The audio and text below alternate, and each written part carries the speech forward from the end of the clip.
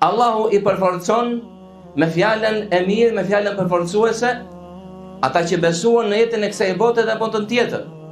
Pra Allahu të mban ty stabil në këtë fe, me mëshirën dhe mirësinë e tij.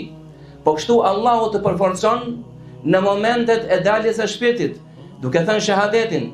Allahu të përforcon në varr me pyetjet e varrit. Allahu të përforcon në sikletet e ditës së Kiametit. Allahu ruan fen tënde, pra anën fetare, por jo vetëm. Allahu të ruan dhe pjesën e dunjas. Allahu të ruan ty, Allahu ruan fëmijët e tu, pasurinë tënde, gjithçka që ka të bëj me jetën tënde. Ndaj Allahu i lartësuar thot për ata jetimët në surën Al-Kahf, për të cilët Khidri alayhi salam i ndihmon në ngritjen e murit, thot wa kana abuhuma saliha, babai i atyre të dyve ishte njëri i devotshëm.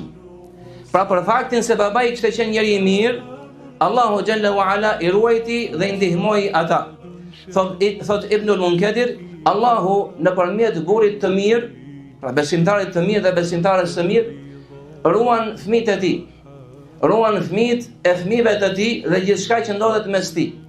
Kështu që ata ndodhen thot në mbrojtjen dhe ruajtjen e Allahut.